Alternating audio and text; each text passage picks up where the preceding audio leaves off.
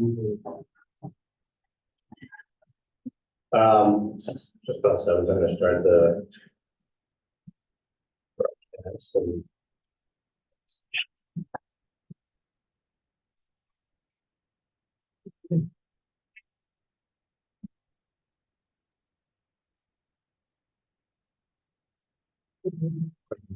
there is sufficient time or something that,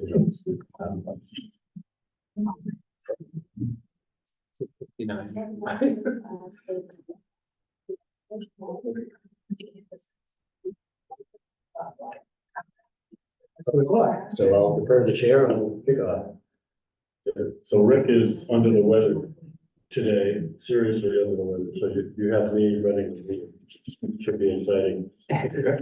So this is the planning board meeting of January 17th, 2024. We can start with a roll call. Alden Here. Beth Delisle is not here. Jamie Here. Heather. Here. Rick is not here, Charlie is not here, Jen Bluestein is Yeah. here. And Brian is here. Good night.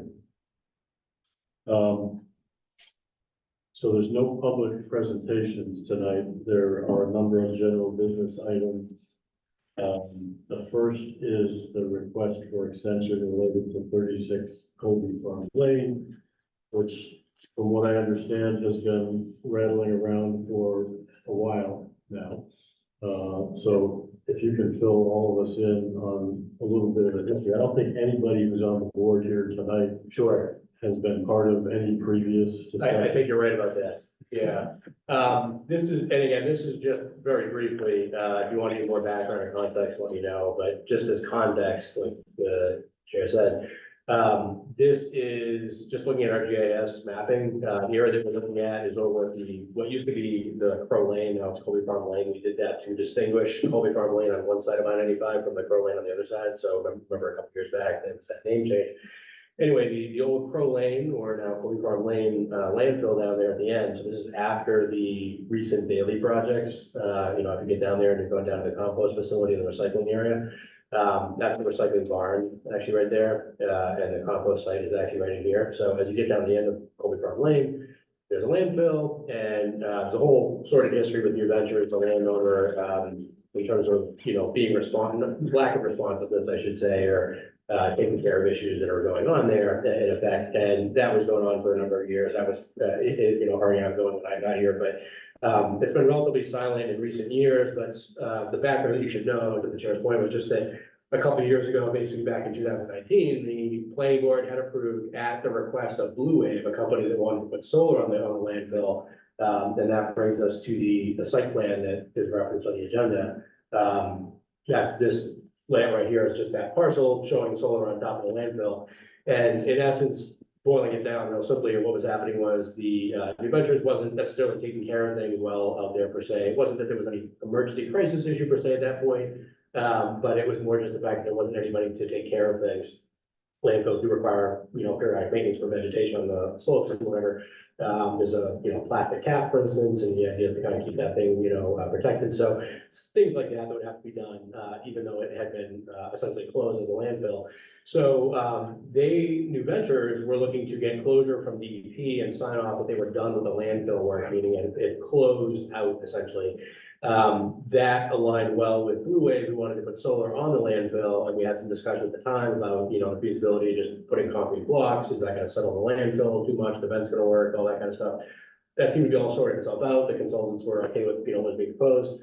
Could provide an opportunity for revenue to deal with issues on the landfill and generate green energy out of a otherwise useless, you know, piece of land at that point.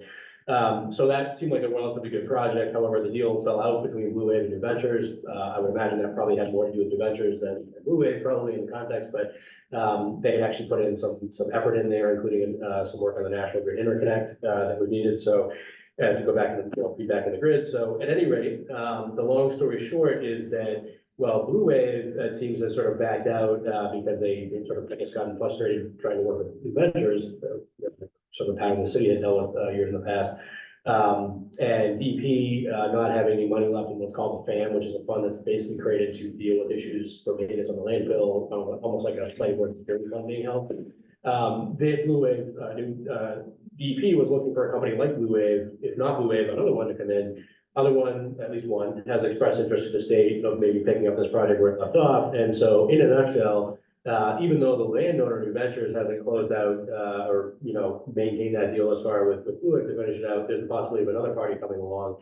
And, the two things that are actively being discussed right now is one is DEP has asked whether or not the city would be interested in essentially taking the property by tax title, which is, it has a whole bunch of, decisions embedded in it, which, including, taking on potential indirect or direct liability for things that are there.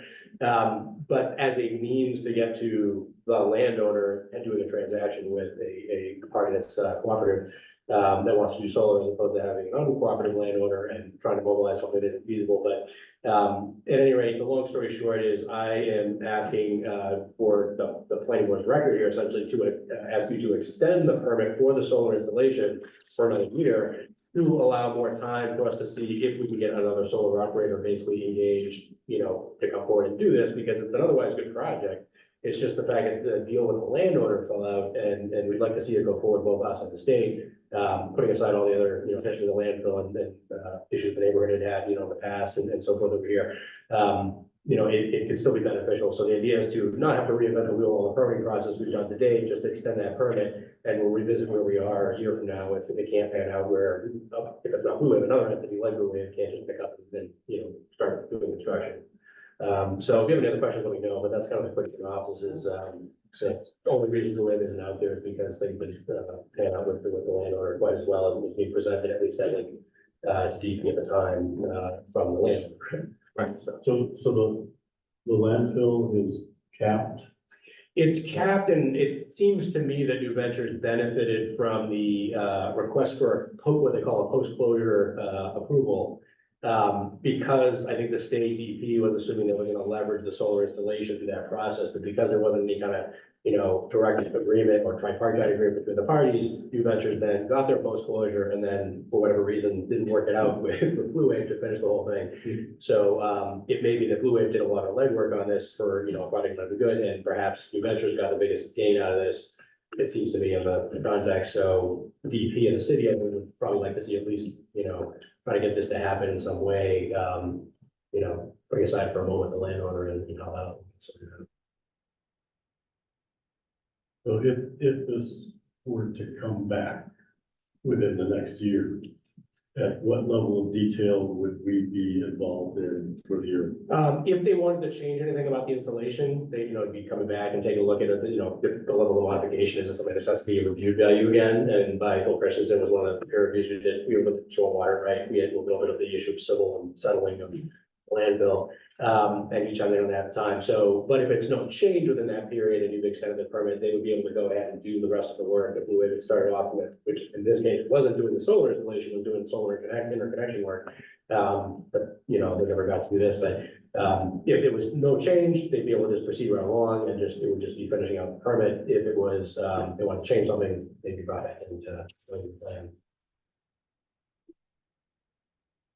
Any other questions? I guess it's a matter of understanding if they changed it minor, you do like a minor modification or. Yeah, I still hear those things that would be. Yeah, I agree. Yeah, and I apologize for talking. I don't recall. I can go back and pull up the permit now if you want, but I don't recall. My guess is that based on the time frame, this one probably has our updated language dealing with minor modifications, so that you're not bothered with minor things the staff could review. That really doesn't change the substance of it. It's like some minor detail of like a piece of equipment moving 5 feet or something, right?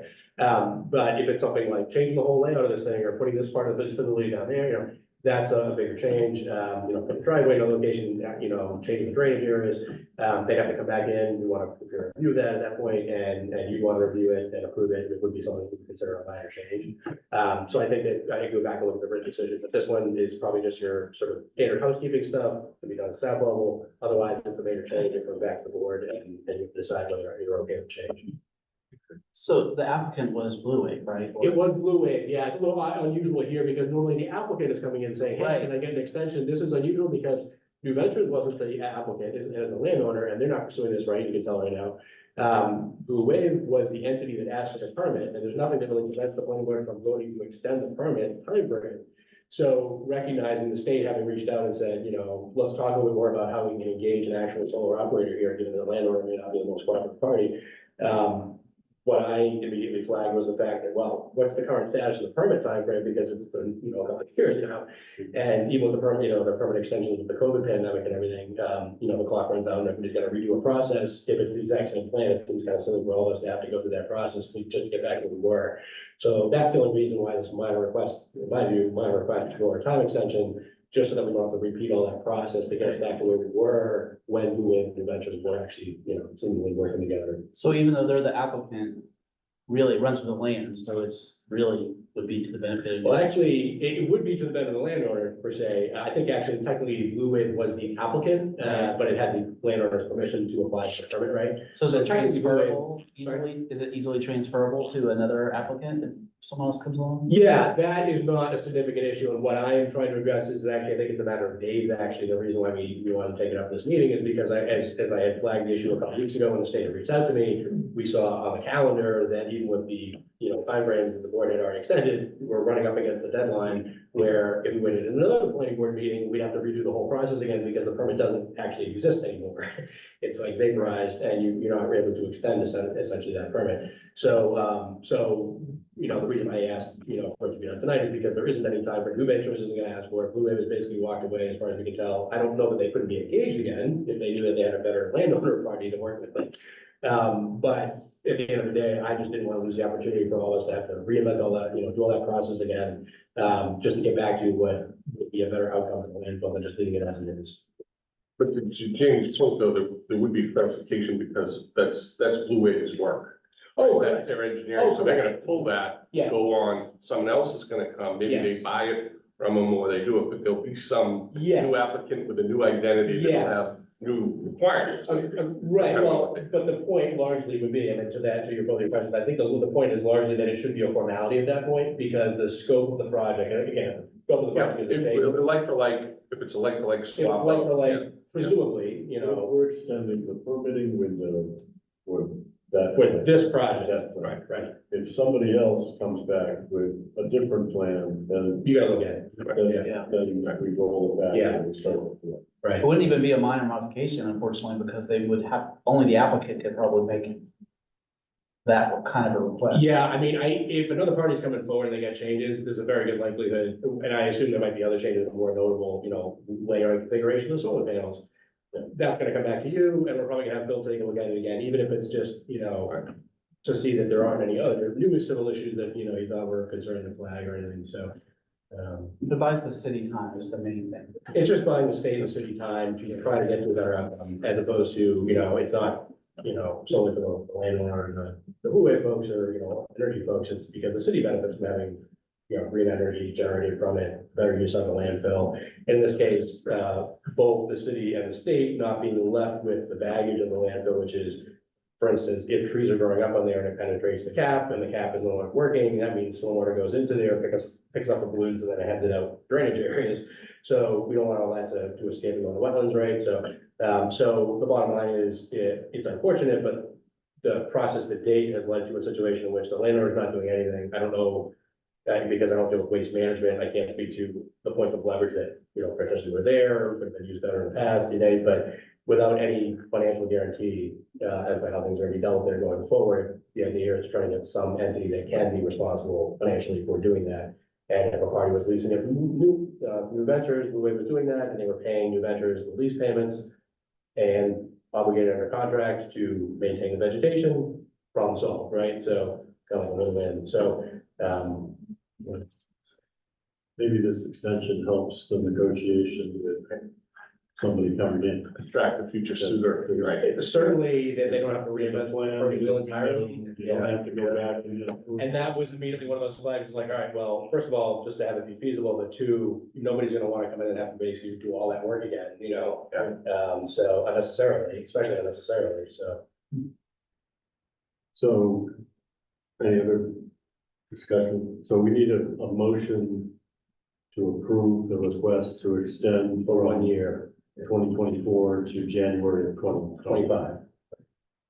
I'll move to a motion to approve the extension of the site plan approval decision for 36 Colby Farm Lane. I'll to second that. 122. Heather? Second. But I need to get it, sorry. It's all right. Have seconder. I didn't know if I was gonna read the whole thing or not. What's that? That's it? Thank you. We've got approval of minutes from the 20th of December. I sent a few light comments.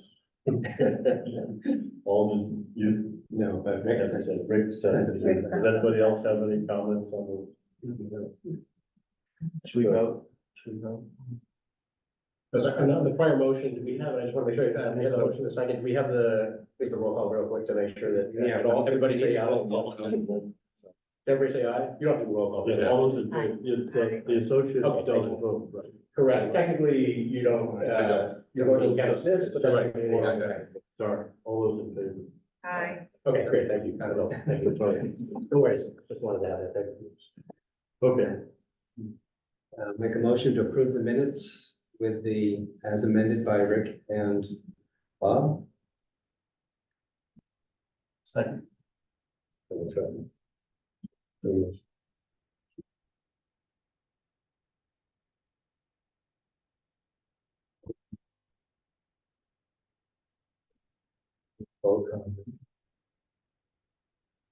and we have. So, all those in favor.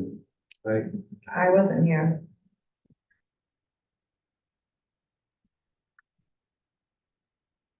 Minutes can also be carried if you're worried about having more members for, that's, the carriage and next agenda, or anything else to do that. Okay. Do you want to talk about? And I will not keep everybody here, as I'm sure you're all happy to have a short meeting today.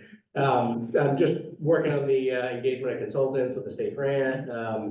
Would note as well that the Harvard Kennedy School, I was just on Bob, and that the Harvard Kennedy School is interested in doing, as one of the subject areas of the student study, in the course that they're doing this spring. They happen to do the Waterfront West area in the fall.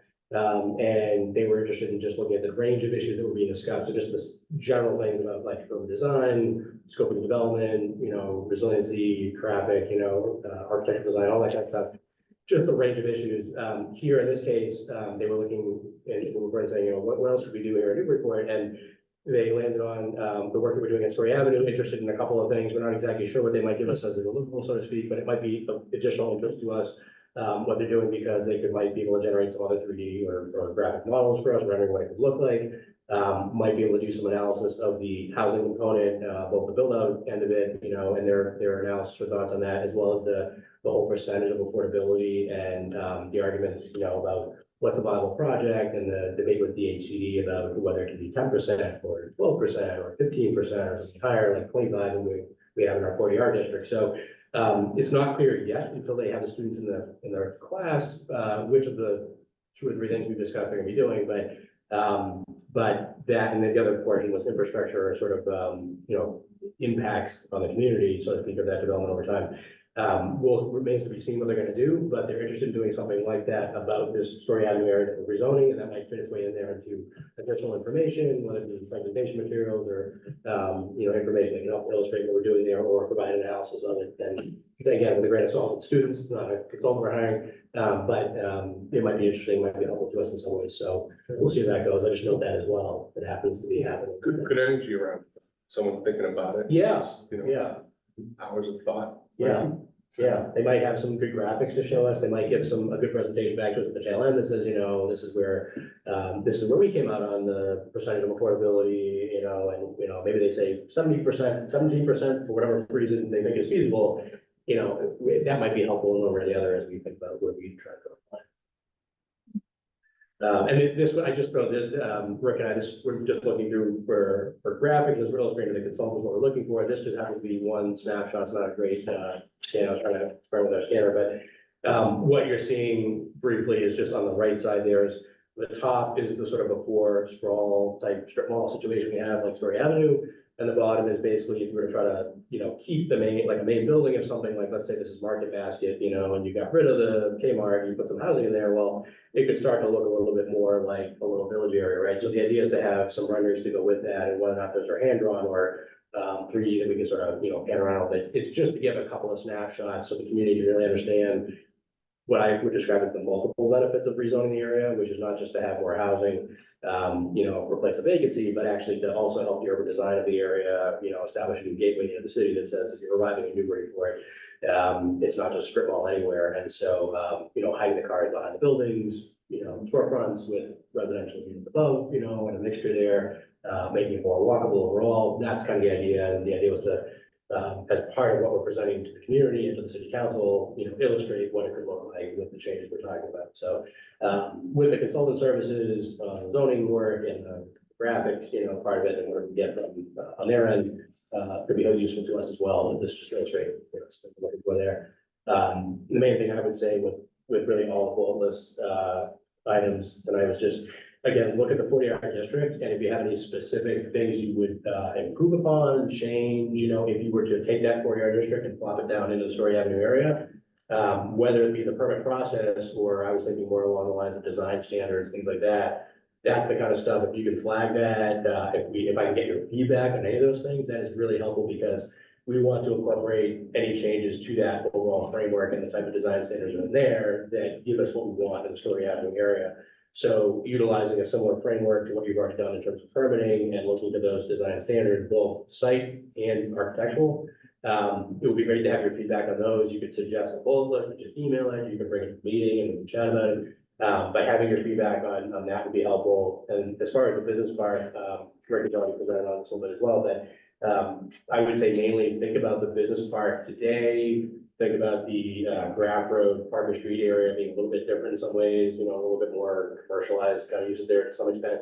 But thinking about how we might change the business part going forward. So Rick and I have some ideas about that. We're prejudiced the discussion with, thoughts on that, but it seems like we could make some changes in the business part to stimulate some additional build out there that's beneficial to the tax base. But we have to think about where we draw certain uses and allow certain uses and things like that. And of course, MBTA communities, that's more building up 40-hour district. So thinking about that area and where you would feel comfortable or appropriate having housing, adjustments in that area. Some of this is just, working with the maps, but as we're bringing forward graphs of things to look at, getting your thoughts early on either it's a draft from us or even in advance of that is really helpful. So that's what I would ask. And if you have any questions, let me know. But otherwise, it'll be kind of us reporting back to tell you where we are, send out drafts of things, between the meetings to look at. And, essentially, as we get comfortable with materials, bringing that package forward to the council and saying, are you ready to sponsor or bring this forward for adoption?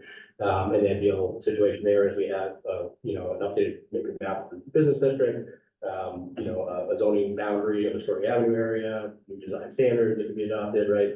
And that could be a new section of the zoning to, supersede some of the commercial stuff we have in Story Avenue. Any questions? Or no?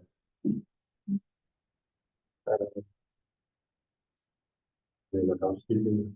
And then the housekeeping, that's more not substantive, I would say. There are a couple of things you might, people might debate as whether it's substantive, but more about cleaning up language and ambiguities and things like that. Sometimes we all inherit, older language in something that's a little obscure. And we run into something while we're interpreting and applying the ordinances and running through a specific development scheme. So cleaning up some older language that might be a little bit less than clear, adding, clarification of this or that. There's a provision that says in one case that larger scale multifamily projects require both ZBA and planning board approval. It's not exactly clear why we would need to have both boards, and you'd say, well, planning board's already doing site plan review and a special permit for that use. Why does ZBA also need to overlap? It's weird sort of idiosyncrasies like that, just to kind of clean up, some of the stuff there. And not about these other three more substantive things that we're changing, updating for specific, use change. Okay, So I'll reach out anytime about it. If you want to just call and chat about it, if you don't want to write bullets, that's fine too. Just would love your feedback.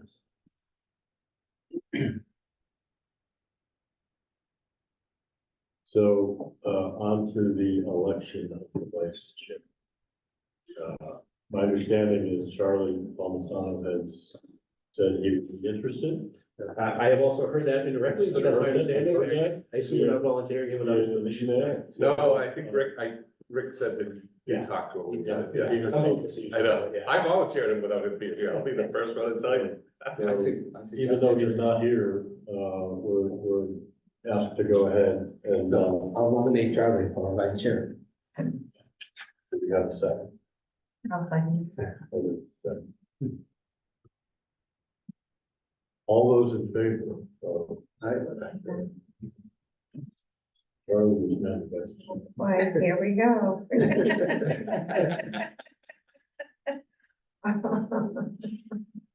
It's a good time to say meeting adjourned, right?